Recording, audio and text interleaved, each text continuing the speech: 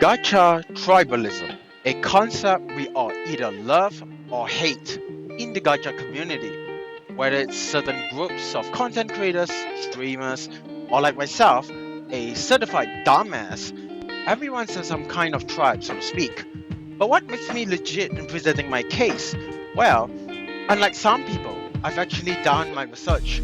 I'm not just here to slap a toxic yes man label on the whole community like a Kurobot, for example, HSR player, or one of those brainless Zizi Gooner fans who just mash buttons and, well, goons all over Yishuan all day. If you're still here and you're already mad, good. That means you're paying attention. So, let me yap you through the research. Just for disclaimer purposes, before anyone jumps in saying, this is purely your own opinion. Well, you're half right. This is purely a qualitative research. For the people behind the screens who don't know what the fuck that means, it's basically based on my subjective experiences plus notes and perspectives I've collected from across the internet and from actual peer-reviewed journal articles. Those articles include Henry Tashfeld and John Turner, essentially the social identity theory guys, aka the reason why we even understand why in-groups and out-groups exist.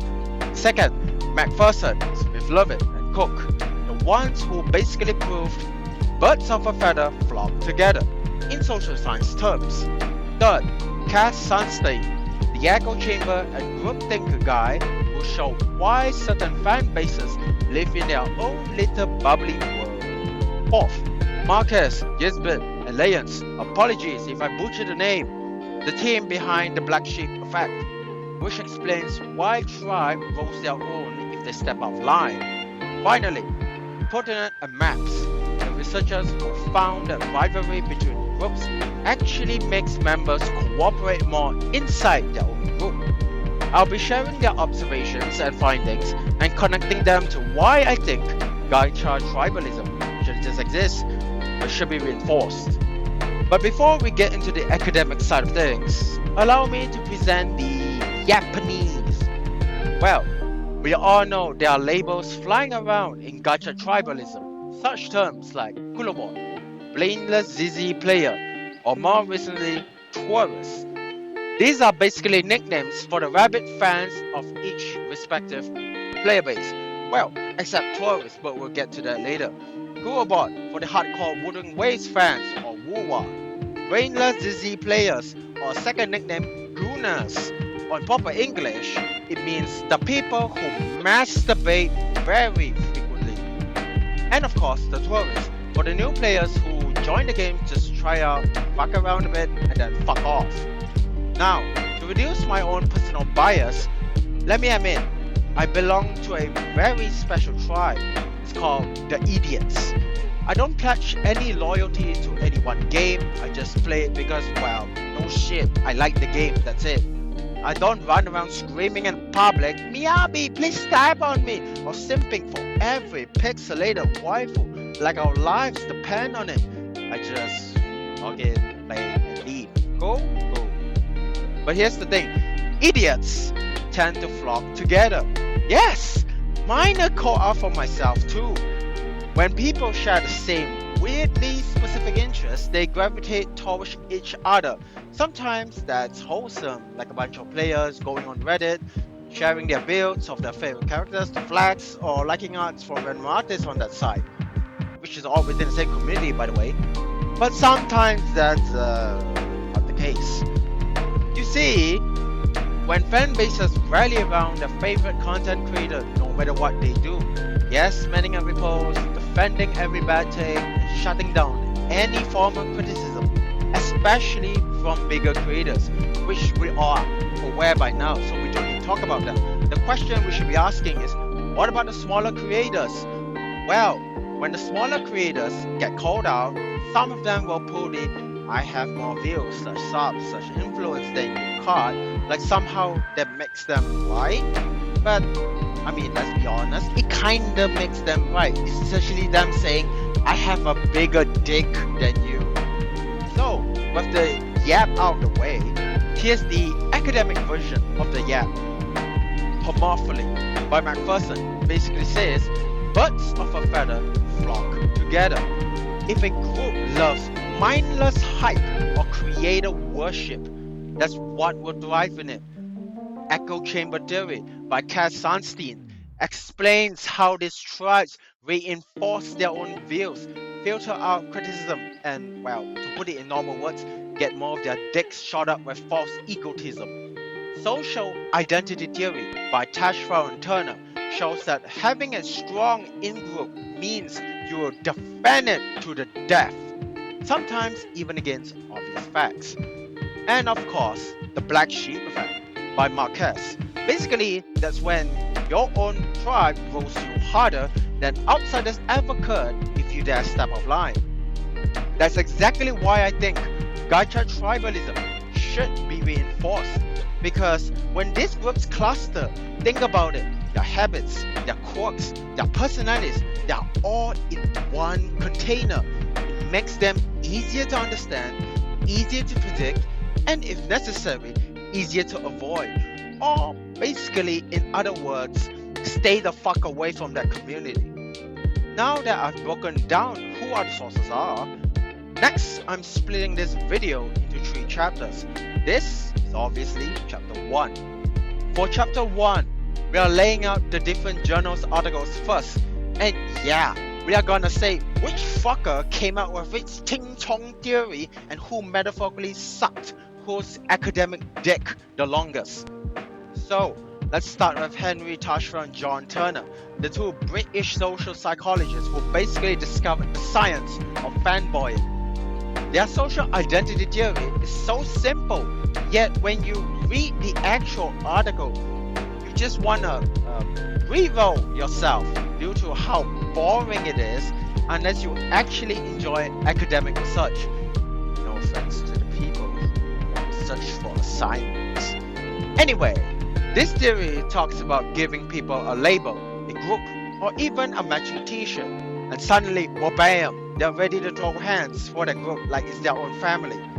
The smart bros did experiments where people were split into random groups literally over meaningless crap like what abstract painting they preferred, and instantly, woohoo, people started hyping up their own group and talking trash about the other one. No reason, no logic, just pure, unadulterated monkey brain loyalty. Now, apply that to Gacha Tribalism. The moment you say, I'm a Wura main, or I'm a Genshin enjoyer, congratulations, you've joined a cult, you've got an identity, and you've got a community, bogus.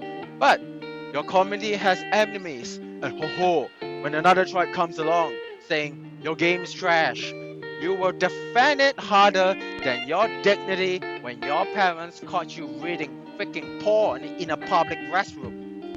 And here's the stupid irony of it all. This tribal loyalty actually makes sense biologically speaking. Tashfeld and Turner showed that being part of a tribe makes people feel safe, more important, more validated, yada yada yada, blah blah boring shit. We all know this shit. It's just basically a bunch of sweaty gacha players simping for the same 2D character. So yeah, that's why when you see a WoA player calling a ZZZ player brainless or a gooner, or any Genshin player calling someone a tourist, it's not just some petty internet drama, it's also psychology being applied to every single conversation. And again, I'm not calling anyone out here, I'm just simply pointing out something I've noticed on the internet and YouTube lately in the gacha community. And yeah, I find it amusing. Sorry, amusing. Not because I want you to join my channel. Please subscribe, please. And you know how echo chambers work, obviously.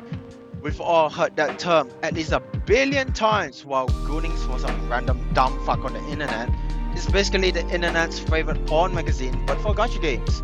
So, let's say, purely hypothetically speaking, because let's be real, I'm never gonna be a popular YouTuber. I mean, this video is edited like it was exported straight from Windows Movie Maker 2003.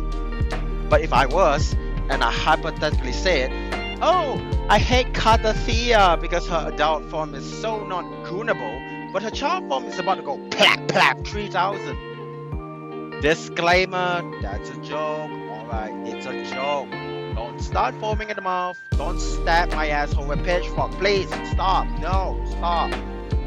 If I actually said that, suddenly half of my community will be wooing like trained fucking Pokemon because they just blindly agree with the random PDF statement I made. If you don't know what PDF means, search on the internet, you will know. No logic, no thinking either, just, oh, Senpai said it, therefore it's based. And that's exactly why Smith and Posmus were talking about in their 2011 work on echo chambers. Once you're in a tight little tribe, any nonsense your little spouts becomes sacred gospel. It's like when your favorite content creator says, don't pull on this banner, but what they actually mean is, don't pull on this banner unless I'm telling you to. So, we have it, boys. That's chapter 1 of my totally groundbreaking, totally peer-reviewed research on why Gacha Tribalism should be reinforced. But quick disclaimer from my asshole persona that was portrayed. And no, that's not a fucking Persona 5 reference. If, by some miracle, you actually watched this video all the way to the end, or even paid any form of attention, which, to be honestly speaking, I know it will be no one really. So if you do watch, please, for the love of God, subscribe, like, and follow any of my socials. The links are in the description. And as always, support your local mad idiot.